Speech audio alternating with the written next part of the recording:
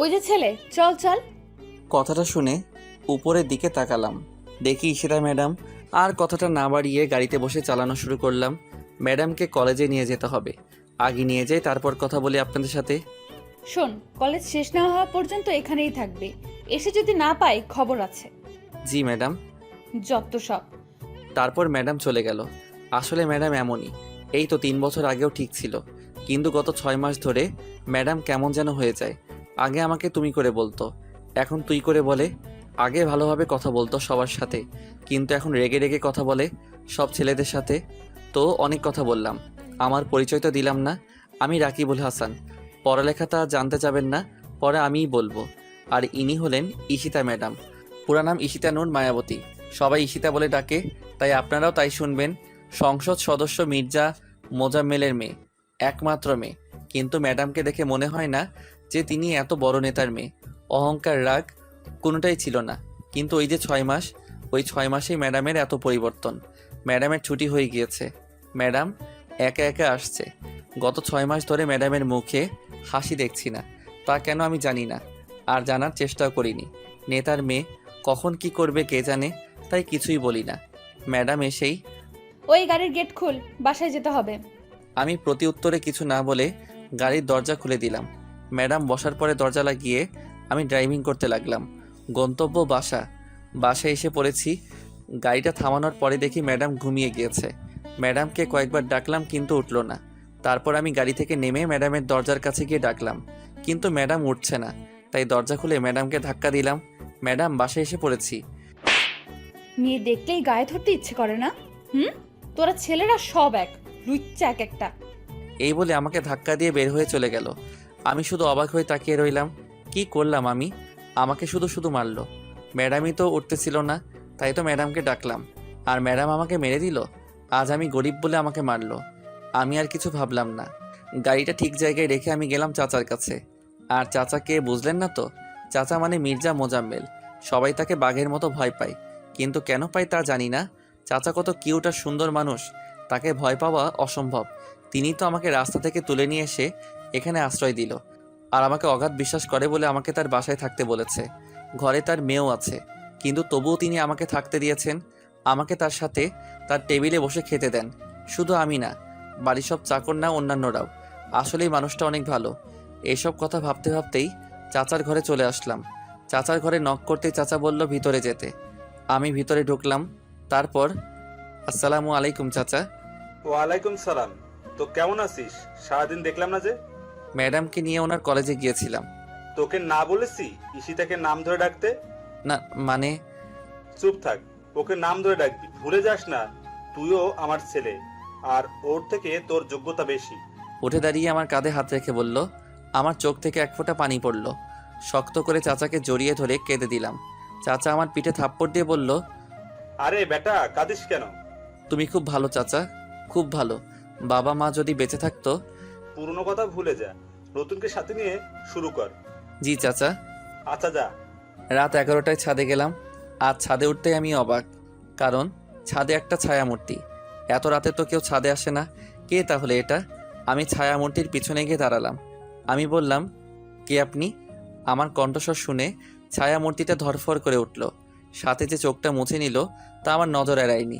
ছায়ামূর্তি আমার দিকে ঘুরতেই আমি অবাক, কারণ এটা ঈশিতা ম্যাডাম, থুক্কু ঈশিতা। আমাকে দেখে বলল, তুই এখানে কেন? না মানে এমনি। এমনি হলেই আসতে হবে নাকি? যা তাড়াতাড়ি নিচে চলে যা। জি। তারপর নিচে চলে আসলাম। কিন্তু ঈশিতা কাঁদতেছিল কেন? কারণটা কি? কেননা কোনো না কোনো কিছু হয়েছেই, আর তাই ঈশিতার মনে প্রচণ্ড আঘাতে এনেছে। আর তাই ঈশিতা চুপ করে আছে। না, আমাকে জানতেই হবে ঘাবড়াটা কোথায়। এইসব ভাবতে ভাবতেই আমার ঘরে চলে এলাম। তারপর আর কিছু না ভেবে ঘুমোতে গেলাম। সকালে আবার এক জায়গায় যেতে হবে। সেটা সকালেই বলি কেমন? সকাল 9টা। এই আলসের বাচ্চা, সকাল কয়টা বাজে বের হবি না? জি জি যাব। চল তাহলে। জি চলুন। তারপর আমি গাড়ি নিয়ে বের হয়ে গেলাম। কোথায় যাবেন তা আমাকে বলতে হলো না, কারণ ম্যাডাম তার প্রতি ছুটির দিন যান সেই জায়গায়। আসলে সেই জায়গাটা হলো একটা বাড়িতে। আমি জানি না কেন, তবে আসেন। আর যখন বের হন তখন চুল ঠিক থাকে না। আর তখন ম্যাডামের চেহারা দেখলে মনে হয় সে খুব ক্লান্ত, খুব কষ্ট করে এসেছে। চলে আসলাম। ম্যাডাম বের হয়ে চলে গেলেন। আমি বাইরে বসে আবার সেই ভাবনায় ভাবতে লাগলাম, ম্যাডাম কেন আসেন এই জায়গায়? 5 মাস ধরে নিয়মিত আসছেন। ভাবছেন কিভাবে বললাম? আসলে আমি হিসেব করে রাখছি দিনগুলো। 3 ঘন্টা পর দেখলাম ম্যাডাম বের হলেন, আজও সেই একই ভঙ্গিতে, কিন্তু আজ যেন একটু বেশি ক্লান্ত। আজ একেবারে হাঁটতে পারছে না। আমি বুঝতে পারছি না কিছু। ম্যাডাম গাড়িতে এসে সোজা বসলেন, তারপর বললেন, তাড়াতাড়ি বাসায় চল, খুব খারাপ লাগছে। জি। আমি আর কথা না বলে গাড়ি চালাতে শুরু করলাম। গাড়ি চালাচ্ছি, লুকিং গ্লাসে ম্যাডামের দিকে তাকিয়ে দেখি ম্যাডাম ঘুমিয়ে পড়েছে। ম্যাডামের চেহারায় ক্লান্তি, ভয়, ঘৃণা সব এক হয়েছে। কিন্তু কেন? সেই কেনয়ের উত্তর এখন না খুঁজে গাড়ি চালানোতে মনোযোগ দিলাম। বাসায় এসে পড়েছি। ম্যাডামকে ডাকলাম, কিন্তু ম্যাডাম উঠছে না। কিন্তু গায়ে হাত দিলে তো থাপ্পড় খেতে হবে। দূর, যা হবার তা হবে। আগে ডেকে নেই। ম্যাডাম, ও ম্যাডাম, উঠুন, বাসায় চলে এসেছি তো। ম্যাডাম নড়ে উঠল, তারপর হালকা হালকাভাবে চোখটা খুলল। আমার দেখে মনে হচ্ছিল চোখ দুটো খুলতেও খুব কষ্ট হচ্ছিল। অনেক কষ্টে বলল, আমাকে কোলে করে নিয়ে আমাকে একটু আমার ঘরে দিয়ে, আজ আমার শরীর খারাপ লাগছে, প্লিজ। আমি কোলে নিলাম ম্যাডামকে। তারপর ম্যাডামকে নিয়ে উপরে উঠছি। সবাই হয়তো অবাক হচ্ছে, আমার কি। তারপর দেখি চাচা আমাকে দেখে দৌড়ে আসলো। তারপর বলল, কি হয়েছে রাকিব, ওর এই অবস্থা কেন? কিছু না চাচা, মাথা ঘুরে পড়ে গিয়েছিল। তারপর বাসার সামনে নিয়ে আসার পরে আমাকে বলল যে কোলে করে নিয়ে যেতে, তাই। বুঝেছি, আমি ডাক্তারকে আসতে বলছি, তুই ওর কাছে থাক। আচ্ছা। তারপর ম্যাডামকে তার ঘরে নিয়ে শুইয়ে দিলাম। মুখটা কত কিউট লাগছে, কিন্তু কষ্টের ছাপ বোঝা যাচ্ছে। আমি কিছু বুঝতেছি না। মহিলা ডাক্তার আসলো, তারপর ম্যাডামকে দেখলো। ম্যাডামকে দেখার সময় ডাক্তারের চোখগুলো এমন হয়ে গিয়েছিল যেন কি না কি দেখছে। তারপর চাচাকে বলল, ভাই, আমার সাথে তাড়াতাড়ি বাইরে আসুন। জি চলুন। তারপর চাচা আর ডাক্তার চলে গেল। কিছুক্ষণ পরে চাচা এলো, বেশ গুরুগম্ভীর চেহারা নিয়ে। আমার কাছে এসেই বলল, রাকিব, বাবা আমার, সত্যি করে বল না, তোর ম্যাডাম কোথায় গিয়েছিল?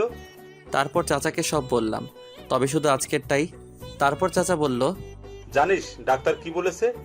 কি? তারপর চাচা যা বলল তা শুনে আমার মাথা ঘুরে গেল। আমি অবাক হয়ে তাকিয়ে রইলাম ম্যাডামের দিকে।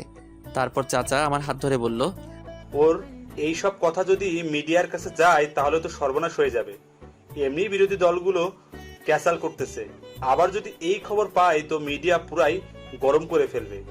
আমি একটু ভাবতে লাগলাম। তারপর চাচাকে বললাম, আমি আছি তো চাচা, টেনশন নেই, ভরসা রাখুন আমার উপর। তোর আশাতেই আছি, আমার মেয়েটাকে সুস্থ করে তোল। আল্লাহর উপর ভরসা রাখুন। তুই ঈশিতার কাছে যা, আমার কাজ আছে, আমি আসি। আচ্ছা চাচা। এই বলে চাচা চলে গেল। আর আমি ম্যাডামের ঘরে এলাম। ম্যাডাম এখনও ঘুমাচ্ছে। ম্যাডামের কথা ভাবতে লাগলাম, যা করেছে নিজের ইচ্ছায়, কিন্তু তাই বলে এই অবস্থা হবে কেন? তার মানে কিছু সমস্যা আছে, জানতেই হবে সমস্যাগুলো। 10 দিন পর ম্যাডাম আজ সুস্থ, সম্পূর্ণ সুস্থ। আমারও কাজ শেষ। এই 10 দিন একটু কষ্ট হয়েছে, তবে ওইটা ব্যাপার না। ম্যাডামের জন্য এইটুকু করাই যেতে পারে। চাচা তো আর আমার জন্য কম করেনি। আমি আমার ঘরে শুয়ে আছি, এমন সময় ম্যাডামের আগমন। রাকিব, জি ম্যাডাম, বলুন। ধন্যবাদ কেন? আমার সুস্থ করে তোলার জন্য। না না ম্যাডাম, ধন্যবাদ দেওয়ার কিছু নেই, এটা তো আমার দায়িত্ব। আর ম্যাডাম একটা কথা বলি। বল। আগে বলেন থাপ্পড় দিবেন না। মারবো না, বল। আপনার এই অবস্থা কে বা কারা করলো? আমার এই প্রশ্নটা ম্যাডাম আশা করেছিল মনে হয়, কারণ ম্যাডাম আমার প্রশ্নটা শুনে অবাক হয়নি ঠিকই, কিন্তু ম্যাডামের মুখটা শুকনো হয়ে গেল। তারপর ম্যাডাম বলল, তার আগে বল, আমার একটা ভালো বন্ধু হবা? করুণার দৃষ্টিতে বলল ম্যাডাম। জি ম্যাডাম। ম্যাডাম নয়, ঈশিতা, আমরা বন্ধু না? আচ্ছা বাবা, ঈশিতাই, এখন বলো। তাহলে শোনো। ম্যাডাম বলতে শুরু করলো, অনার্স প্রথম বর্ষ, কলেজে নতুন। আমার বাবার পরিচয়টা গোপন করে আমি গিয়েছিলাম কলেজটাতে। আমি চাইনি যে আমার বাবার পরিচয়ে সব জায়গায় সুবিধা পেতে, তাই গোপন করা। 6 মাস পর আমার অনেক বন্ধু হয়। সুন্দরী ছিলাম বলে ছেলেরা প্রপোজ করত, কিন্তু রিজেক্ট করতাম। এর মধ্যে লক্ষ্য করলাম একটা ছেলে আমার দিকে ট্যাপ ট্যাপ করে তাকিয়ে থাকে। আমি তাকালেই মুখটা ঘুরিয়ে নেয়। আমিও অনেক মজা পেতাম বোকা ছেলেটার এই কাণ্ড দেখে। এইভাবেই অনার্স দ্বিতীয় বর্ষে উঠলাম। ছেলেটাকে আমিও ভালোবেসে ফেললাম, কিন্তু ছেলেটা আমাকে কিছুই করে না। প্রতিদিন একটু সেজে যেতাম, কারণ আমি মনে করতাম আজও প্রপোজ করবে, কিন্তু ও করতো না। তবে একদিন হুট করে প্রপোজ করে ফেলে। আমিও অবাক হয়ে যাই। আমিও রাজি ছিলাম বলে প্রপোজটা অ্যাকসেপ্ট করে নিই। শেয়ারিং, কেয়ারিং, ঘুরোঘুরি, আড্ডা সব মিলিয়ে ভালোই ছিলাম। ওর বন্ধুরা যখন ভাবি বলে ডাকতো তখন খুব লজ্জা লাগতো। তারপর এখন থেকে 8 মাস আগে একদিন রাতে আমাকে বলে, ঈশিতা, আমি আর থাকতে পারছি না। সবাই সবার জিএফের সাথে কত কিছু করে, চুমু খায়, আরও কত কি, আর তুমি কিছুই করতে দাও না। দেখো সালমান, বিয়ের আগে এগুলো ঠিক না। আমি জানি না, হয় তুমি আমার সাথে রুমডেট করবা, না হলে তোমার রাস্তা তুমি মাপতে পারো। সেই দিন ও ফোনটা কেটে দেয়। ও ফোন কেটে দেওয়ার পর আমি অনেক কান্না করি, অনেক, খুব ভালোবাসতাম ওকে। আমাদের রিলেশনের কথা সবাই জানতো। আমি ফ্রেন্ডদের ওর কথা বলি, ওরা কিছু বলে না, আর ও আর ফোন দেয় না, আর আমিও না। এইভাবে 1 মাস কেটে যায়। একদিন আমার বান্ধবীরা বাসায় আড্ডার আয়োজন করে। আমি আড্ডার জন্য পাগল ছিলাম, তাই চলে যাই ওদের বাসায়। ওদের বাসায় সেই দিন কেউ ছিল না, শুধু আমার বান্ধবীরা 2 জন ছিল। আড্ডার ফাঁকে ফাঁকে চা, কফি, রান্না সবই চলছিল। আমি রান্না পারতাম বলে ওরা আমাকে রান্না করতে দেয়। আমি রান্না শেষ করে ফ্রেশ হয়ে এসে দেখি ওরা খাবার প্লেটে বেড়ে ফেলেছে। আমার জন্যও বেড়েছিল। আমি খাবারটা খাওয়ার কিছুক্ষণ পরে আমার মাথাটা ঘুরতে লাগলো। তারপর আর কিছু মনে ছিল না। যখন চোখ খুললাম তখন দেখি সাকিব আমার মুখের উপর তাকিয়ে আছে। আমি ভয় পেয়ে তাকাতেই বলে, আজ কই যাবি? সাকিব, কিছু করো না প্লিজ, আমাকে যেতে দাও প্লিজ। যাবি, যা, তবে তোমার শরীরের দিকে তাকিয়ে দেখো তো। আমি তখন আমার শরীরের দিকে তাকিয়ে দেখি আমার শরীরে কোনো কাপড় নেই, আর ওর দিকে তাকাতেই ও পৈশাচিক হাসিতে হাসতে লাগলো। এমন সময় আমার পেছন থেকে শব্দ আসলো। আমি তাকাতেই দেখি সাকিবের আরো কিছু বন্ধু, ওরাও আমার দিকে তাকিয়ে আছে। জানো, আমার না মরে যেতে ইচ্ছে হচ্ছিল। ও আমাকে তখন বলল যে, এতক্ষণ আমার সাথে করেছিস, আর ওরা ভিডিও করেছে, আর এখন যদি ওদের সাথে না করিস তাহলে এই ভিডিওটা বুঝতেই তো পারছিস। তারপর থেকে আজ 6 মাস ধরে এই ভিডিও এর ভয় দেখিয়ে ওর কত বন্ধুদের যে নিয়ে এসেছে তার হিসাব নেই। কলেজে যখন যাই ওর বন্ধুরা আমাকে খুব খারাপ খারাপ কথা বলে, গালি দেয়। আমার না সহ্য হয় না, কিছু বলি না ভিডিওর কারণে। আর কাল ওরা অনেকেই ছিল, আর তারপর এই অবস্থা। রাকিব, আমি মুক্তি চাই, প্লিজ আমাকে মুক্ত করো, আমি আর পারছি না। আমি আর বলতে পারলো না, আমাকে শক্ত করে জড়িয়ে ধরে কাঁদতে লাগলো। আর আমি কি বলবো তার উত্তর খুঁজতেছিলাম। যে ভালোবাসে একটা মেয়েকে সে কিভাবে এই কাজ করতে পারে, এমন নোংরা কাজ, ইনসাল্ট করে জোর করে রুম ডেট করা, এটাই কি প্রকৃত ভালোবাসা? না, এটা বিকৃত ভালোবাসা। নিজের শারীরিক শান্তির জন্য এটা শুধুমাত্র, তাছাড়া আর কিছুই না। ধিক্কার জানাই তাদের। রাকিব, জি ম্যাডাম। আমার প্রতি ঘৃণা হচ্ছে তাই না? ছি ছি, কি বলেন? আমি জানি তো, আর ঘৃণা করলেও আমার কিছু যায় আসে না, কারণ 6টা মাস ধরে আমাকে গালি শুনতে হচ্ছে। কলেজে তো মা গালিটা ছাড়া কথাই বলে না, ইনফ্যাক্ট আর বলবেও না। আমি তো আর ওদের কাছ থেকে মুক্তি পাবো না। ওরা আমাকে, আমার পুরো জীবন আমাকে কুকুরের মতো লাঞ্ছনা করে যাবে, আমাকে নষ্ট করবে। জানো রাকিব, আমি না তবুও চাই সাকিব ভালো থাকুক, ভালোভাবে বাঁচুক, সুন্দর একটা মেয়েকে বিয়ে করুক। আমাকে তো করবে না, নষ্ট মেয়ে। জানো রাকিব, ওকে না কেন যেন ঘৃণা করতে পারি না। কেন পারি না তা আমি জানি না। হয়তো ভালোবাসি বলে। আত্মহত্যা মহাপাপ, তাই করিনি। তা না হলে কবেই যে মরে যেতাম। আব্বুকে বলতে পারি না, কারণ আব্বুর কলিজা আমি। আব্বু যদি জানে তাহলে মরে যাবে। আমি মুক্তি চাই রাকিব, প্লিজ আমাকে মুক্ত করে দাও। আমি আর পারছি না এভাবে থাকতে। Please Rakib, please. আমি বরাবরের মতো শুধু শুনেছিলাম, আমার কিছু বলার নেই। মেয়েটা কতটা ভালোবাসে ছেলেটাকে, যে ছেলেটা ওর এত বড় ক্ষতিটা করার পরও চাই ছেলেটা ভালো থাকুক। এটাই কি প্রকৃত ভালোবাসা? কি হলো রাকিব, বলো আমাকে মুক্তির ব্যবস্থা করতে। এই সব কথা শুনে আমি ম্যাডামের চোখের দিকে তাকালাম। চোখ দুইটা কতদিন ঘুমায় না, শান্তিতে ঘুমাতে পারে না। কত রাগী চোখগুলো যেন আহত, ব্যথিত, যন্ত্রণার অসহ্যকর গ্লানি বয়ে নিয়ে যেতে পারছে না। কিন্তু আমি কিভাবে ম্যাডামকে মুক্ত করব একটু ভাবলাম, আর পেয়েও গেলাম। তারপর বললাম, মুক্তি চান? হুম। যা বলবো তা করতে পারবেন? পারবো না কি পারবো না তা পরের হিসাব, আগে বলো তারপর। তারপর ম্যাডাম বলল, এটা করলে বেশি হয়ে যাবে না? না, আমি যা বলেছি সেটাই। আচ্ছা। আর ওদের ছবিগুলো নিয়ে আসেন, যারা সবার প্রথমে ছিল, আর সেই 2টা মেয়েরও। কেন? কাজ আছে, নিয়ে আসুন। আরে বাবা, আনছি, এত রেগে বলার কি আছে। যান আগে। তারপর ম্যাডাম চলে গেল। আমি ভাবতে লাগলাম কি করব, আর চাচাকে বলবো, কারণ যেই কাজটা করব তাতে চাচার সাহায্য লাগবে। একটু পর ম্যাডাম এসে ছবিগুলো দিয়ে গেল। আমি ছবিগুলো নিয়ে চাচার ঘরে গেলাম। চাচা, আসবো? আরে আয় আয়, তোর আবার অনুমতি লাগে নাকি? তারপর ভিতরে গেলাম। তারপর কথা বললাম না। আমার কথা না বলা দেখে চাচা বলল, কিরে কি হলো, কেউ কিছু বলেছে? না তাহলে? চাচা, তোমাকে একটা গল্প বলবো, তারপর মতামত জানাবা। আচ্ছা বল। তারপর ম্যাডামের সাথে ঘটনাগুলো পুরোটা বললাম। বলা শেষ হবে, তারপর চাচার দিকে তাকিয়ে দেখি তার চোখেও পানি। তারপর চাচা বলল, মতামত না, কি বলবো? আমি এমন জায়গায় যদি আমি হতাম তাহলে শোনার সাথে সাথে ছেলেগুলোকে মেরে ফেলতাম, আর কষ্ট দিয়ে। যে ছেলেটা সবার আগে অভিনয় করেছে তাকে হাতুড়ি দিয়ে বাড়ি দিয়ে মেরে ফেলা উচিত, আর বাকিগুলোকে মেরেই ফেলতাম। আচ্ছা, আর একটা কথা বল আমাকে, কি চাচা? এটা কি গল্প না বাস্তব? বাস্তব, আর আমি প্রতিশোধ নিতে চাই। কিভাবে? তুমি যেভাবে বললা, বলো না চাচা, আমাকে সাহায্য করবা। করব, কিন্তু যার ঘটনা বললি তাকে দেখবি না। কিন্তু পরে? তুই এটা করতে চাস মানলাম, কিন্তু তোর কিছু লাগবে না। কিছু লাগবে মানে কি চাচা, বুঝলাম না তো। আয় আমার সাথে, আর হাসিব জিনিস নিয়ে আয়। তারপর চাচা আমাকে একটা রুমে নিয়ে গেল। হাসির কাপড়ে পেঁচানো একটা কিছু নিয়ে আসলো। তারপর চাচাকে দিল। চাচা কাপড়টা সরাতেই দেখি একটা রিভলভার। চাচা আমার দিকে তাকিয়ে হয়তো আমার অবস্থাটা বুঝতে পারছে, তাই মুচকি মুচকি হাসছে। তারপর আমার কাছে এসে বলল, নে এটা নে। কি হবে এটা দিয়ে? এটা দিয়ে ওদের শেষ করবি, কিন্তু ওদের এক গুলিতেও মারলে হবে না।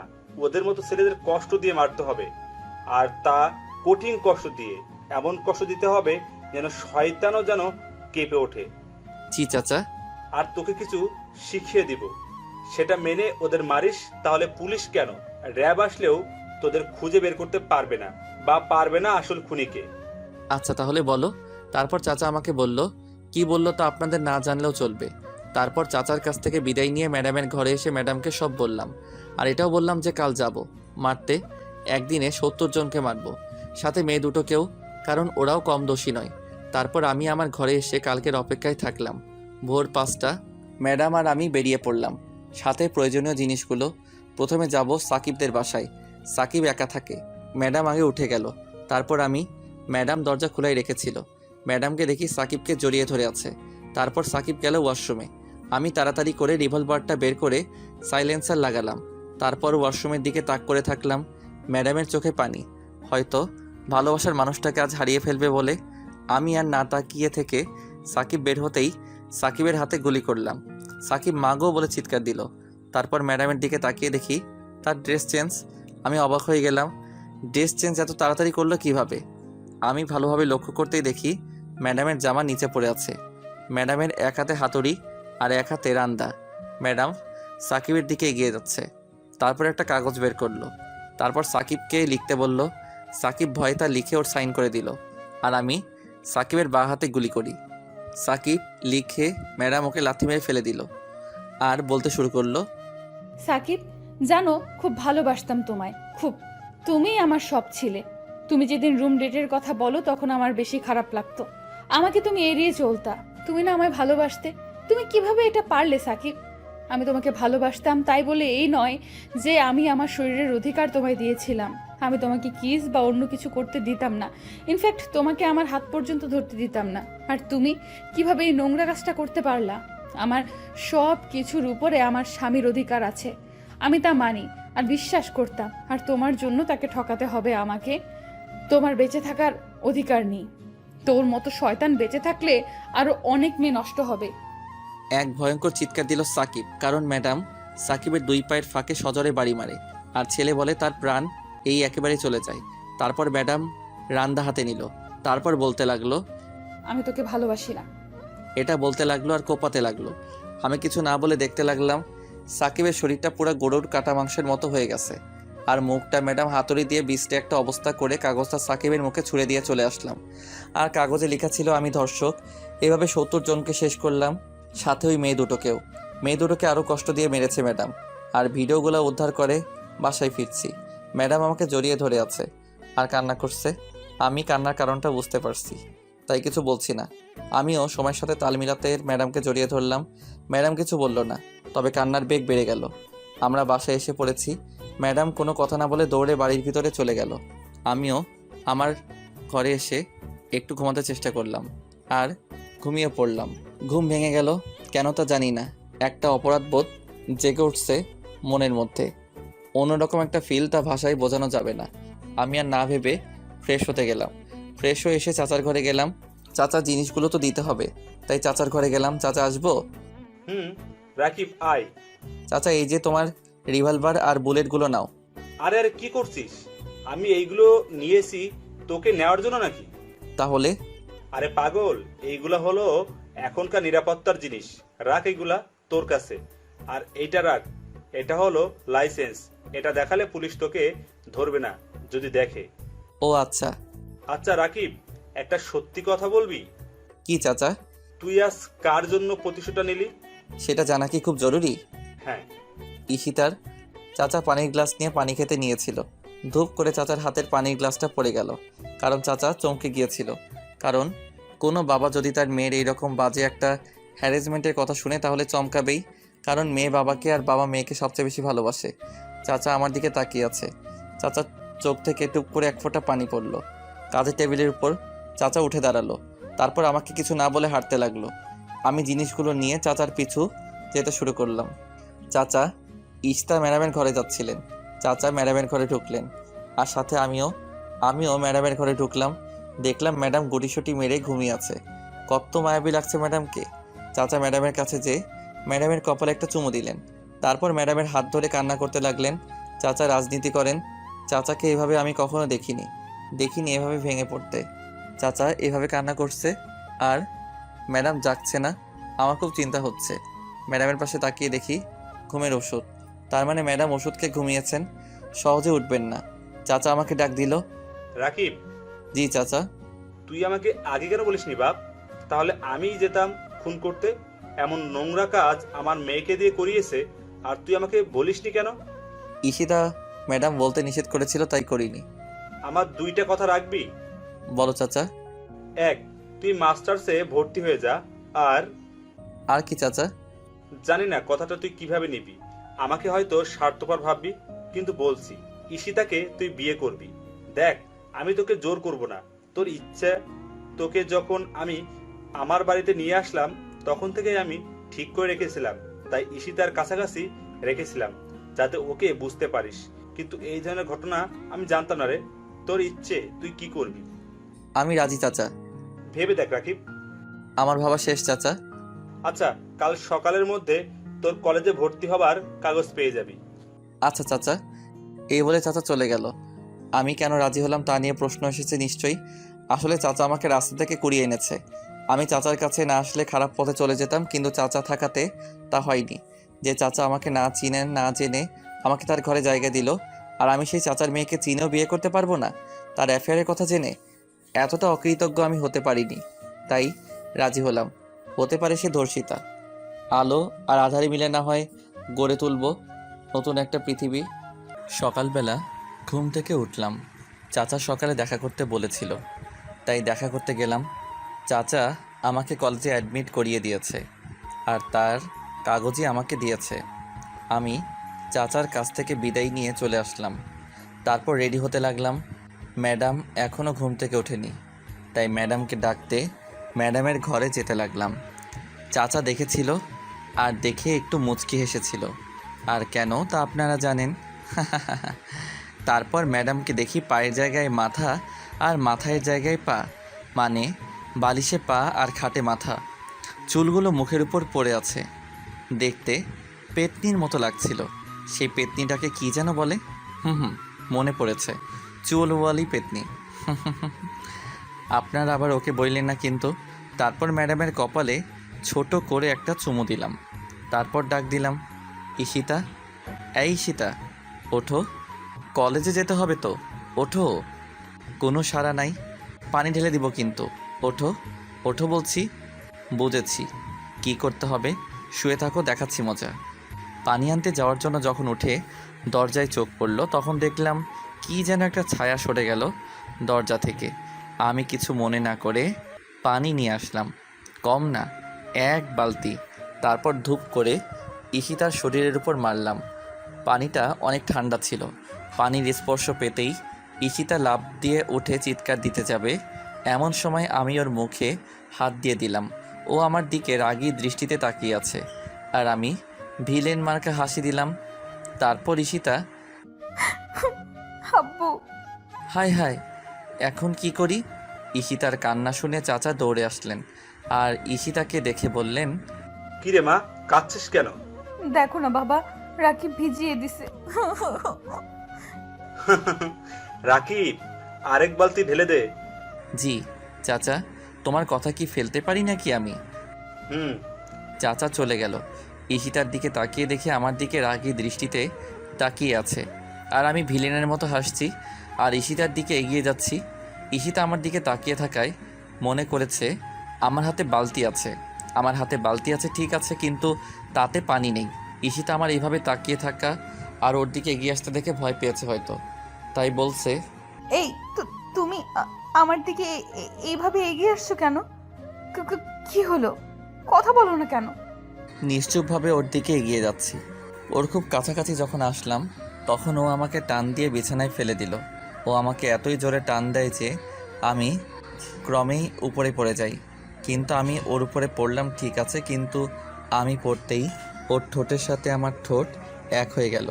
কিছুক্ষণ পরেও আমাকে ধাক্কা দিয়ে ফেলে ঘরের একপাশে গিয়ে দাঁড়ালো।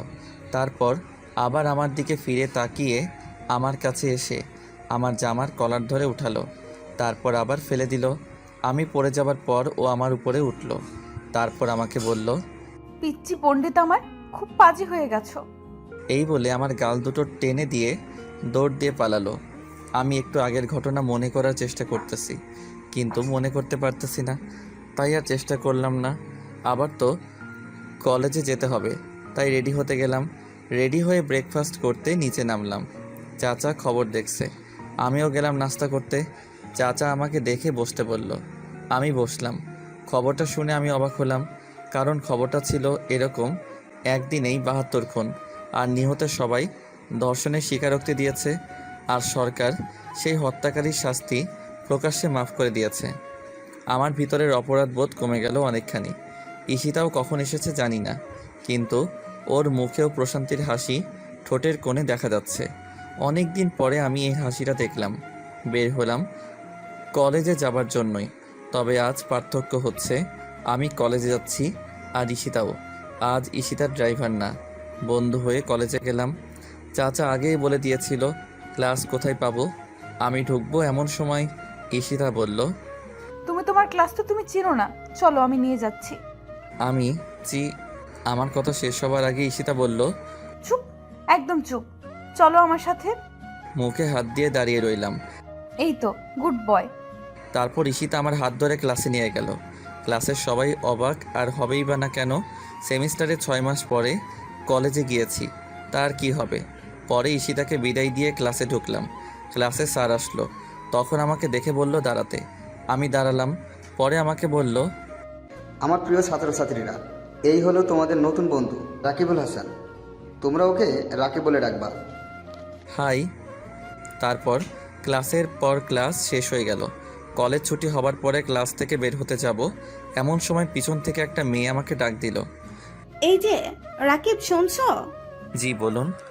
আমরা কি পরিচিত হতে পারি? জি, আমি রাকিব। আমি রাইসা, আমরা তো ক্লাসমেট। তুমি করে বলি? আপনি বলতে পারেন, কিন্তু আমি তুমি করে বলতে পারবো না। কেন? এমনি। ও, আমরা কি বন্ধু হতে পারি? ঠিক আছে, এখন বাই। ওকে, ধন্যবাদ, বাই। রাইসাকে বাই দিয়ে আমি পিছনে তাকাতেই দেখি ঈশিতা এক দৃষ্টিতে তাকিয়ে আছে। আমি ঈশিতার কাছে আসতেই ঈশিতা বলল, উনি কে রাকিব? আমার বন্ধু। আমার সাথে ওনার মাত্র বন্ধুত্ব হলো। ও, চলো বাসায় যাওয়া যাক। অবশ্যই। তারপর ঈশিতা আর আমি বাসায় চলে আসলাম। বাসায় এসে খেয়ে একটু ঘুমালাম। তারপর ঘুম থেকে উঠে গল্প লিখতে শুরু করলাম। গল্প লিখে পোস্ট করে ঘর থেকে বের হলাম ঈশিতার ঘরে যাবার জন্য। ঈশিতার ঘরে যেয়ে নক করলাম। ঈশিতা ভিতর থেকেই বলল, আসো রাকিব। তারপর আমি ভিতরে গেলাম। ভিতরে গিয়ে ঈশিতার দিকে তাকাতেই আমি ভয় পেয়ে গেলাম। ঈশিতার চোখ লাল হয়ে আছে, চোখের কোণে পানি চিকচিক করছে। ঈশিতা ওর দিকে এইভাবে তাকিয়ে থাকা দেখে আমাকে বলল, কিছু বলবা রাকিব? আমি এগিয়ে গিয়ে খাটের সামনে চেয়ার নিয়ে বসলাম। তারপর ঈশিতাকে বললাম, কি হয়েছে তোমার? কই কিছু না তো, আমার কিছু হয়নি তো, আর আমার কি হবে? ঈশিতা, মিথ্যা বলছো তুমি আমার সাথে। আমরা না ফ্রেন্ড? তুমি কষ্ট পেয়ে কান্না করছো, আর যার জন্য কান্না করছো তার কারণটা জানবার অধিকারও কি নেই আমার? না না, তুমি যা ভাবছো তা না। আসলে আমার না সাকিবের কথা খুব মনে পড়ছে, খুব মিস করছি। রাকিব, ওকে না খুব ভালোবাসি, খুব। জানো, কাল রাতে স্বপ্নে না ওকে দেখেছিলাম। কলেজে যেদিন ওকে প্রথম দেখি সেদিনের মতো একই হাসি, একই লোক, বোকা বোকা আর টমেটোর মতো কিউট গালগুলো নিয়ে হাসি খুশি একটা ছেলে। কিন্তু আর বলতে পারলো না, কেঁদে দিল। আমি কি বলবো তাই ভাবছি। ওকে সমবেদনা দেওয়ার মতো ভাষা আমার নেই। ওর হাতটা শক্ত করে ধরলাম, তারপর ওর চোখের পানি মুছে দিলাম। ও আমাকে শক্ত করে জড়িয়ে ধরে কান্না করতে লাগলো। কিছুক্ষণ যাবার পর ঈশিতা বলল, রাকিব, আমার একটা কথা রাখবা? বলো। এইভাবে আমার একটা ভালো বন্ধু হয়ে সারা জীবন থাকবা? থাকবো ঈশিতা। ঈশিতার কোনো কথা বললো না, আমিও বললাম না। সন্ধ্যায় আমি পড়তে বসেছি, এমন সময় ঈশিতা আমার ঘরে আসলো। আমি ঈশিতাকে দেখে বললাম, কিছু বলবা? হুম, বলো। আমি তোমার সাথে পড়বো। অবাক হলাম এমন আবদার শুনে, তারপর বললাম, আচ্ছা আসো। Thank you. তারপর আমার পাশের চেয়ারে বসে পড়তে লাগলো। আমার সন্দেহ হচ্ছে ও পড়তে আসছে নাকি আমার দিকে তাকিয়ে থাকতে আসছে। আমি যখনই তাকাই তখনই দেখে আমার দিকে তাকিয়ে আছে। একটু পরে ঈশিতা আমাকে বলল, রাকিব, কি? এই পরোটা বোঝায় দাও। আচ্ছা দাও দেখি। এই যে এটা। তারপর আমি বইয়ের দিকে তাকিয়ে বোঝাতে লাগলাম। আমি বোঝাচ্ছি আর ও আমার দিকে হা করে তাকিয়ে আছে। এভাবে তাকিয়ে থাকতে দেখে আমার একটু রাগ হলো, তাই বললাম, এই তোমার সমস্যা কি? তুমি পড়া বাদ দিয়ে আমার দিকে তাকিয়ে আছো কেন? এই, তুমি আমাকে বকা দিলা? হুম, তোমার সাথে আড়ি, তুমি পচা, আমাকে বকা দাও। বাচ্চাদের মতো কান্না করতে করতে আমার ঘর থেকে চলে গেল। মেয়েটা আসলেই কেমন যেন, একটু পাগলি পাগলি। রাতে খাবার খেতে টেবিলে গেলাম। ঈশিতা আমার সামনে চেয়ারে বসলো। আমাকে দেখে ভেঙচি দিয়ে মুখটা ঘুরিয়ে খাবার নিয়ে ওর ঘরে চলে গেল। বুঝলাম পাগলিটা অনেক রাগ করেছে। আমি খাবার খেয়ে ঘরে গেলাম। রাত 2টা। ঘর থেকে বের হলাম ছাদে যাব বলে। গভীর রাতে শহরের বাতাসটা ভালো লাগে, গায়ে শিহরণ ধরিয়ে দেয় বাতাসটা। ঢাকার এই সময়টায় সমস্ত নিস্তব্ধতা চলে আসে মনে। এক অন্যরকম অনুভূতি, সুখ অনুভূতি, যা সবাই চায়। আমিও নেই, রোজ রাতে নেই জোনাকি পোকার ঝিঝি ডাক আর বাদুড়ের ছোটাছুটি দেখতে খুব ভালো লাগে। আমি ছাদে দাঁড়িয়ে আছি, এমন সময় কারোর পায়ের আওয়াজ শুনলাম। আমি পিছনে তাকাতেই দেখি ঈশিতা আসছে। ঈশিতা উঠতেই আমাকে দেখলো, তারপর ছাদের অন্য পাশে গিয়ে দাঁড়ালো। রাগ কমেনি, রাগ আমাকে ভাঙাতেই হবে, তাই আমিও গেলাম। ঈশিতার কাছে যে বললাম, ঈশিতা আমি সরি, প্লিজ মাফ করে দাও প্লিজ। দুই মাত্র শর্তে মাফ করতে পারি। সব শর্ত মানব, বলো। 1, আমি যখনই বলবো তখনই আমাকে কোলে নিতে হবে। 2, আমাকে পাপ্পি দিতে হবে। আমি অবাক হলাম এমন আবদার শুনে, আর খুশিও হলাম। পাপ্পি আর কোলে নিতে হবে, উফ কি ফিলিংস, পুরাই পাংখা। ঈশিতার দিকে তাকিয়ে আছি, ঈশিতা আমার দিকে নয়, ও তাকিয়ে আছে নিচের দিকে। হঠাৎ ঈশিতা বলে উঠল, কি, রাজি না তাই তো? না হলে নাই, আমি গেলাম। এই বলে চলে যেতে লাগলো। আমি আবুল হয়ে গেছি এমন কথা শুনে। তারপর তাড়াতাড়ি করে বললাম, আমি রাজি তো। সত্যি? হুম। নাও, এখন কোলে করে নিয়ে আমাকে আমার ঘরে দিয়ে আসো। যথাস্ত মহারানী। এই বলে ঈশিতাকে কোলে তুলে নিলাম। আমি কোলে নিতেই মেয়েটা লজ্জায় লাল হয়ে গিয়েছে, দুহাত দিয়ে আমার গলা জড়িয়ে ধরেছে। আমি ওকে ওর ঘরের সামনে এনে ওকে আমার কোল থেকে নামিয়ে দিলাম। আমি চলে আসব এমন সময় ঈশিতা বলল, আমার শর্তের আরেকটা জিনিস কই? ও ভুলে গেছিলাম, সরি, এই নাও। থ্যাংক ইউ পিচ্চি পণ্ডিত, আমি জানতাম তুমি আমার কপালে কিস করবা। আমার ধাক্কা লাগলো। ও আমার নিকনেম কিভাবে জানলো তাই প্রশ্ন করলাম, তুমি এই নাম কোথায় পেলা? কেন? না মানে আমি তো তোমাকে আমার এই নাম তোমায় বলিনি। তাহলে? এত জানার দরকার নাই তোমার, তুমি ঘরে গিয়ে ঘুমাও। আচ্ছা। তারপর আমি পিছনে ঘুরে আমার ঘরে আসছি। এমন সময় ঈশিতা আমায় ডাক দিল। রাকিব, বলো। তুমি কি রাগ করেছো? না, রাগ করিনি। রাগ করবো কেন? এই রাকিব, আমার দিকে তাকাও, মাথাটা ওঠাও বলছি, ওঠাও। বলো। এই কি, তুমি আমার উপর অভিমান করেছো কেন? আমি খুব সরি গো, আমার পিচ্চিটা খুব ভালো। এই নাও, তোমাকেও একটা জিনিস দিলাম। আমার গালে কিস করলো। আমি শক্ট হয়ে গেলাম। হঠাৎ করে এমন হওয়ায় আমার সারা শরীর কাঁপতে লাগলো। আমি ঈশিতার দিকে হা করে তাকিয়ে আছি। আমার এমনভাবে তাকানো দেখি ঈশিতা বলল, এই পোলা, হা করে তাকিয়ে না থেকে ঘুমাতে যাও। আচ্ছা। তারপর আমি আর কিছু না ভেবে ঘুমাতে গেলাম। এটা সেটা ভাবতে ভাবতে ঘুমিয়ে গেলাম। সকালে আমি ঘুম থেকে উঠলাম, তারপর নামাজ পড়ে ব্রেকফাস্ট করতে গেলাম। চাচাও আছে, চাচার সাথে কিছু কথা আছে তাই বললাম, চাচা আমি আলাদা থাকতে চাই। মাথা নিচু করে বললাম, কি? চাচা আমি নিজেই নিজের খরচ চালাতে চাই। তুই কি মনে করছিস আমি তোকে আমার নিজের ছেলে মনে করি না? তোকে কি আমি বোঝা মনে করি? না মানে তা না, আমি নিজে এখন থেকে চেষ্টা করি, দেখি কি করতে পারি। তোর ইচ্ছা, কিন্তু আমাদের ভুলে যাস না বাবা। কি যে বলো না চাচা, যেই দিন তোমাদের ভুলে যাব সেদিন আমিও আর এই পৃথিবীতে থাকবো না। এইসব কথা বলিস না, আর দোয়া করি তুই তোর আশা অনুযায়ী তুই যেন সাফল্য পাস। ধন্যবাদ চাচা। এই বলে চাচা নাস্তা না করে চোখ মুছতে মুছতে চলে গেল। হয়তো বেশি ভালোবাসে বলে আমার চলে যাওয়াটা মেনে নিতে পারছে না।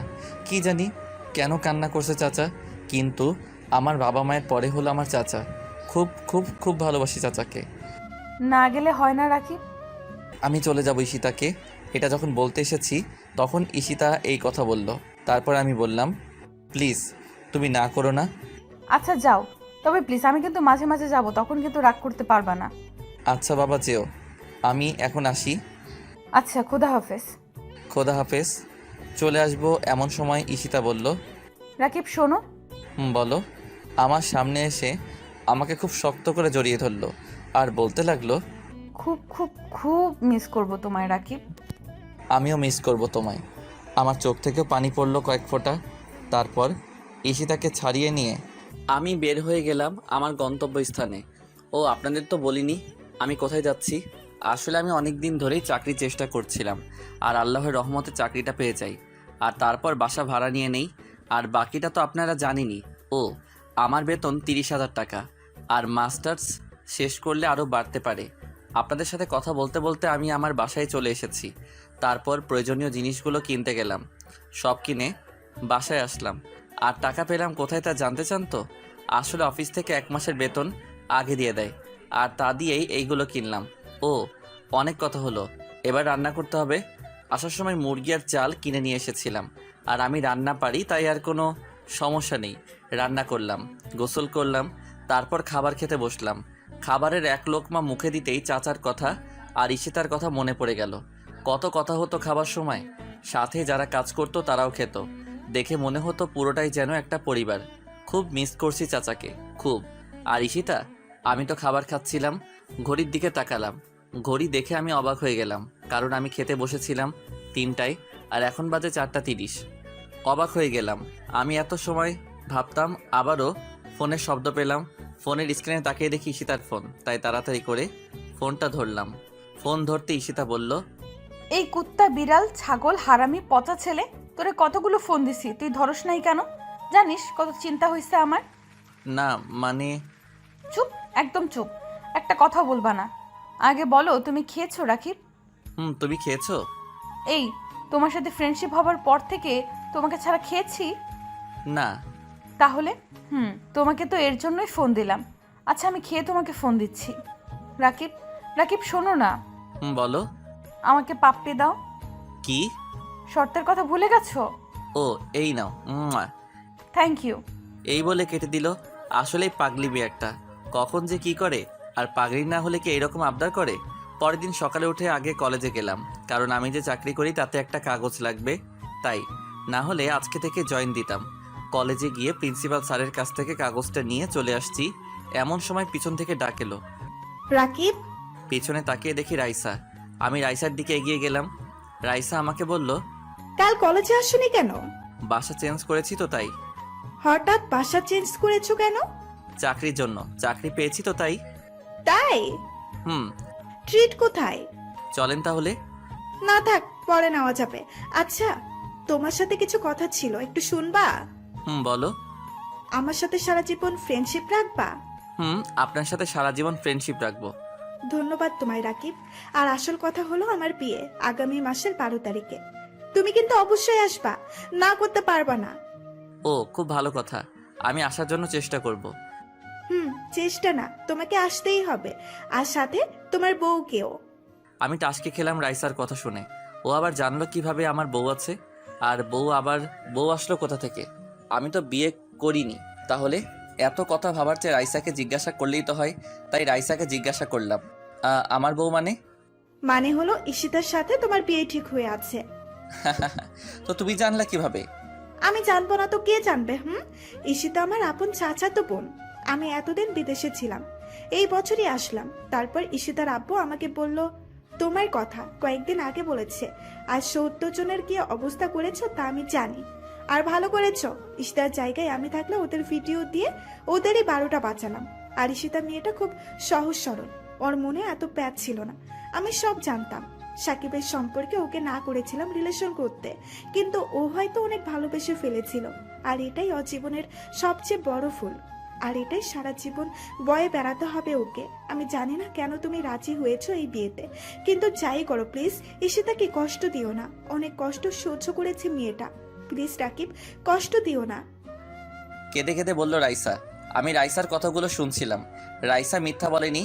ঈশিতা মেয়েটা অনেক বোকা, কিন্তু অসম্ভব ভালো। ঈশিতা আমাকে বলল না কেন যে রাইসা ওর বোন? ঈশিতা তো দেখেছিল রাইসা আর আমাকে, তাহলে ও বলল না কেন? আমার ভাবার সময় রাইসা বলল, কি হলো, দাও কথা দাও। দিলাম কথা। ঈশিতাকে আমি কষ্ট দিব না। খুব খুব খুব ধন্যবাদ তোমায়। আর কাল সকালের বাসে আমরা যাব। তুমি আর তোমার বউ একসাথে আসবা। আর কয়টার সময় আসবা তা আমিই বলে দিব। এখন যাই, আল্লাহ হাফেজ। আল্লাহ হাফেজ। দুপুর 3:20 কফি বানিয়ে নিয়ে বারান্দায় আসলাম। ব্যস্ত নগরী রাস্তাঘাট একটু শান্ত লাগছে। রাস্তায় গাড়ির এত চাপ নেই। গাড়িগুলো ছুটে চলছে আপন গতিতে নির্দিষ্ট গন্তব্যস্থলে। গাড়িগুলোতে হয়তো কারো প্রিয়জন, কারো বাবা অথবা কারো মা। কেউ বা যাচ্ছে কাজে, আবার হয়তো কাজ শেষ করে বাসায় ফিরছে। কিন্তু আর যাই হোক, সবারই নির্দিষ্ট গন্তব্য আছে। কিন্তু আজ আমার মনটা গন্তব্য ছাড়া ঘুরছে। হঠাৎ মোবাইলের আওয়াজে ভাবনার ছেদ পড়ল। কফির মগটা রেখে ফোনটা ওঠাতেই দেখি ঈশিতার ফোন। ওর কথাই ভাবছিলাম। তারপর ফোনটা ধরলাম। হ্যালো ঈশিতা, বলো। কান্নার শব্দ আসছে। হ্যালো ঈশিতা, তুমি কান্না করছো কেন? আমায় মাফ করে দাও রাকিব। আমি অবাক হলাম ঈশিতার কথা শুনে। ও তো কিছু করেনি, তাহলে মাপ চাচ্ছে কেন? কিছু বললাম না, শুধু বললাম, কেন? আমি তোমায় মিথ্যা বলেছি। আমি রাইসা আপুকে চিনি, ও বিদেশে থাকতো। আর ও আমাকে বলতে বারণ করেছিল যে ও আমার বোন। কিন্তু কেন? আমি জানি না, সত্যি বলছি আমি জানি না কেন আপু এরকম করেছে।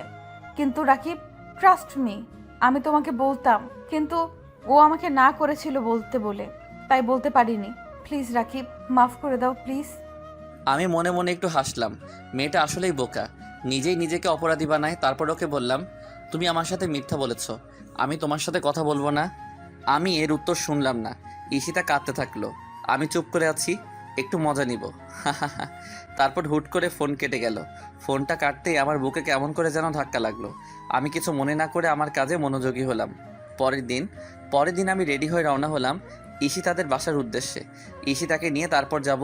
কিন্তু ঈশিতা কেমন আছে কে জানে, কারণ ও আমার কাছে মাপ চেয়েছিল, কিন্তু আমি করিনি। আর ও আমায় ওর বেস্ট ফ্রেন্ড মনে করে। আর আমি রাগ করলে ওর সাথে কথা বলবো না, আর ও এটা সহ্য করতে পারে না। তাই এইসব কথা ভাবতে ভাবতে ঈশিতাদের বাসায় চলে আসলাম। বাসার ভিতরে ঢুকলাম। আজ সব কিছু কেমন যেন শান্ত শান্ত লাগছে। চাচা নেই কোথাও। আমি সোজা ঈশিতার ঘরে গেলাম। ঈশিতার ঘরে অবাক হয়ে গেলাম, চাচা ঈশিতার পাশে বসে আছে। চাচার চোখে পানি। আমি এবার ভয় পেয়ে গেলাম, ঈশিতা আবার কিছু করে বসেনি তো? সরি ঈশিতা। আমাকে মাফ করেছো? হুম। আমার কিস কোথায়? কতদিন দাও না, দাও কিস দাও। বাচ্চাদের মতো আবদার করে গাল পেতে দিল। হয়েছে? হুম, না হয়নি, মাত্র তো একটা। আর কাল যে অপরাধ করেছো তার জন্য আরো দিতে হবে। ইস, নিজে মনে হয় কিছুই করনি, তুমিও অপরাধ করেছো। ও তাই, তাহলে এই নাও। আমার ঠোঁটে কিস করলো। আমি আমার গায়ে 420 ভোল্টের মতো শক্ট লাগলো, আর সাথে টাসকি খেয়ে গেলাম। ঈশিতা কিস করার কথা গালে, কিন্তু ও করলো ঠোঁটে। তার মানে রাইসার কথাই সত্যি হয়।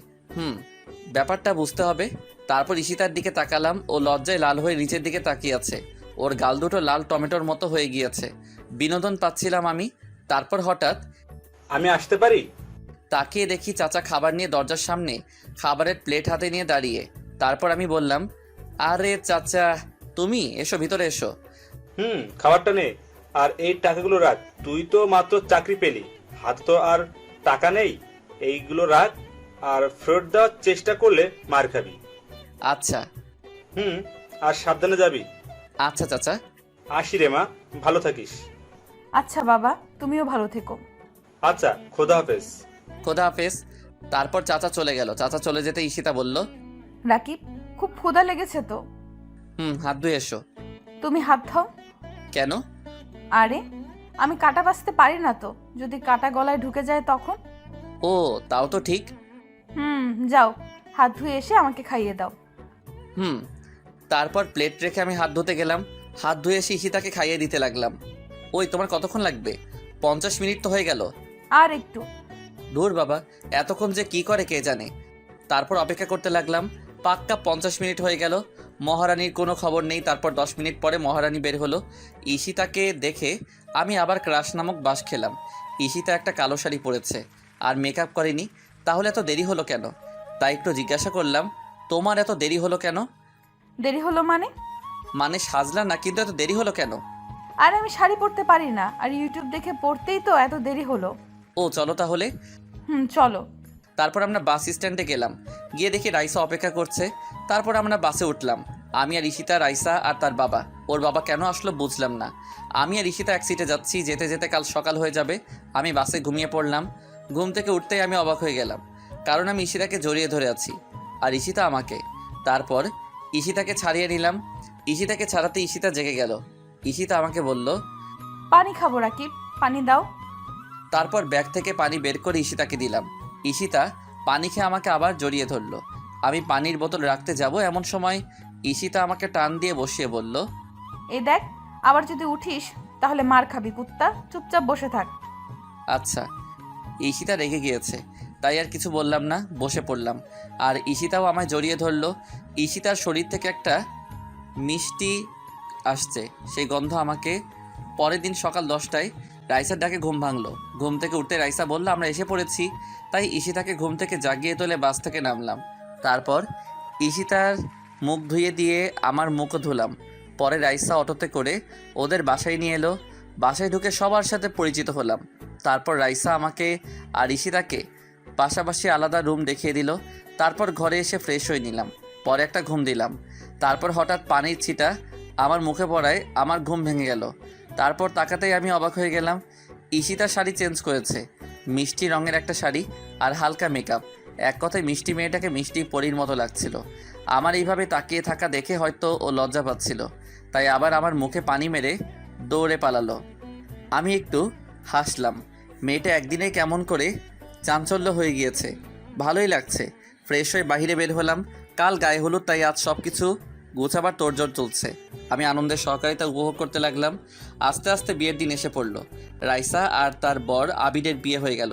বিয়েতে যখন রাইসা কবুল নামক 3 গোল্ডেন ওয়ার্ডস বলছিল, তখন ওর চোখে পানি দেখেছিলাম। হয়তো চিন্তা করছিল ছেলেটা কেমন, বিয়ের পরে ওর সাথে ম্যাচ করবে কিনা, বা ছেলেটা ভালো হবে কিনা।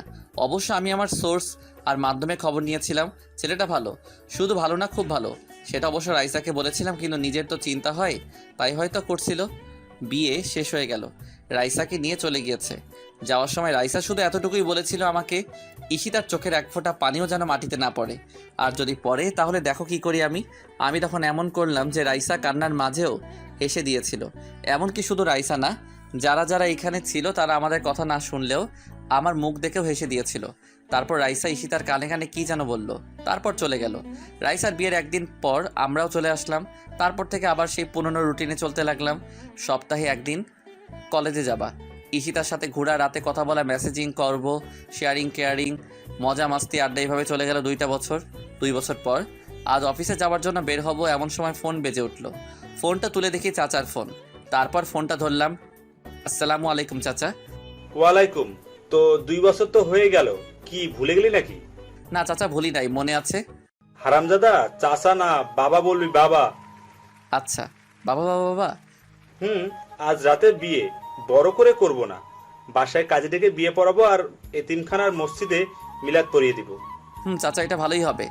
আবার চাচা? না থুক্কু বাবা। আল্লাহ হাফেজ। আল্লাহ হাফেজ।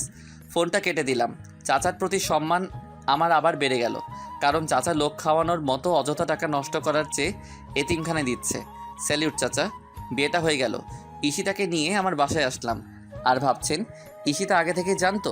আসলে তা না, ঈশিতাকে চাচা থুক্কু বাবা বলেছিল আজকেই। আমি জানি ঈশিতা আমায় ভালোবাসে, তাই না করবে না, কিন্তু ঈশিতাকে বাবা অনেক কষ্টে রাজি করিয়েছিল। ঈশিতা যখন রাজি হচ্ছিল না তখন বাবা নাকি বলেছিল যে 2 বছর আগে থেকেই ঠিক করা। তখন নাকি ঈশিতা রাগী গলায় বলেছিল আমি রাজি। আর রাকিবের খবর আছে, বাবা আমাকে এই নিয়ে সাবধান করেছিল। ঈশিতার কিছু বান্ধবী এসেছিল ঈশিতার সাথে, তারা ঈশিতার সাথে কথা বলা শেষ করে যাবার সময় আমাকে বলল, বিড়ালকে আপনার মারতে হবে না, আজকে বিড়ালই আপনাকে মেরে দিবে। এই বলে ওরা হাসতে হাসতে চলে গেল। আমি ওদের এই কথার মানে ভালোভাবেই বুঝতে পেরেছি। তারপর আমি আমার বাসর ঘর আজ আমার জন্য জমের ঘর বললেও ক্ষতি নেই। ঈশিতা যেইভাবে ফায়ার হয়ে আছে তাতে করে ফায়ার সার্ভিস এসেও ওর আগুন নিভাতে পারবে কিনা সন্দেহ আছে। তারপর ঢুকলাম, ঢুকতেই আমি অবাক, এ কি বউ কই? আমার পাশে তাকাতেই দেখি ঈশিতা আর্জেন্টিনার জার্সি আর ট্রাউজার পরেছে, আর ট্রাউজারটাও হাঁটু পর্যন্ত। ওকে এই অবস্থায় দেখে আমার নিজেরও লজ্জা লাগছিল। আমাকে দেখেনি, আর যখন আমাকে দেখলো তখন বলল, ওই কি হইছে, এমনভাবে তাকিয়েছিস কেন? বাবু হইছে থুক্কু, কিছু না। বাবু কোথায়? এখনো হইলই না আবার বাবু। আর তোর কপালটা আজ ভালো যে আর্জেন্টিনার খেলা আছে, না হলে তোর খবর ছিল। যাই হোক, এখন লক্ষ্মী ছেলের মতো আইসক্রিম এনে দে, খাবো আর খেলা দেখবো। রাত 1টা বাজে, আইসক্রিম কোথায় বাবা? কি রাত 1টা? খেলা তো শেষ। আব্বু, খেলা শেষ, আমাকে আগে বললো না কেন? আমার মনে ছিল না তো, সরি। তুমি ইচ্ছা করে বলনি। সত্যি বলছি, আমিও তো আর্জেন্টিনা সাপোর্টার, আর কাল তো রিপিট দিবেই, তখন না হয় দেখে নিব। তুমি চুপ থাকো, একটা কথাও বলবা না। আমার ক্ষুধা লেগেছে, বিরিয়ানি আন আর আইসক্রিম আনো। বিরিয়ানির সাথে আইসক্রিম? যাও।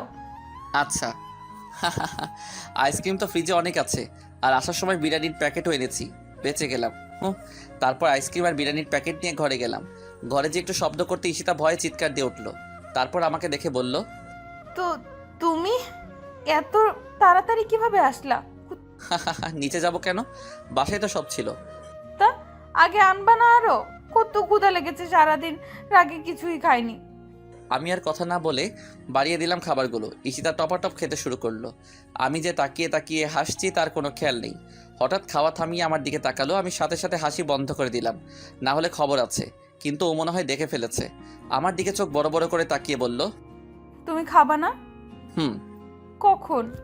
তুমি খেয়ে নাও তারপর। না, তা হবে না, এখন থেকে আমরা একসাথে খাবো। আচ্ছা। হইছে, এখন এখানে আমার সামনে বসো, আমি তোমাকে আর তুমি আমাকে খাইয়ে দাও। জো হুকুম রানী। তারপর ঈশিতা আমাকে আর আমি ঈশিতাকে খাইয়ে দিলাম। খাওয়া শেষ করার পর ঈশিতা গেল প্লেট ধুতে।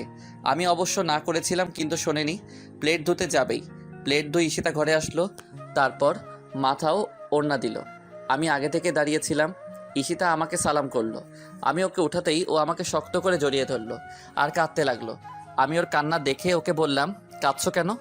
তুমি আমাকে কেন বিয়ে করলে রাকিব? তুমি আরো ভালো মেয়ে পেতে, কেন নিজের জীবনটা নষ্ট করলা? কেন? ভালোবাসি বলে। ভালোবাসো কেন? কি আছে আমার? তোমায় দেবার মতো কিছু নেই আমার মাঝে। আছে, তোমার ওই মনটা আছে, ওই চোখগুলো আছে, ওই মায়াবী চোখের মায়াবিনীকে চাই। তোমার মিষ্টি মনটা চাই, আমার তোমাতে চাই। আমার রাজ্যের রানীর জায়গাটা খালি তো, তুমি এসে পূর্ণ করো সেই জায়গা। তোমায় ছাড়া যে সেখানকার অধিকার আর কারো নেই সীতা। ভালোবাসি বলেই তোমাকে চাই। মন পিঞ্জিরায় খুব যতনে সাজিয়েছি তোমায়। ভালোবাসি। আমাকে কষ্ট দিবা না তো? আমাকে অনেকগুলো ভালোবাসবা তো? কষ্ট দিব না, আর এতগুলো ভালোবাসবো তোমায়। ভালোবাসি তোমায় রাকিব। আমিও ভালোবাসি তোমায় ঈশিতা। আমিও জড়িয়ে নিলাম ঈশিতাকে আমার ভালোবাসার চাদরে। ধন্যবাদ সবাইকে আমাদের পাশে থাকার জন্য।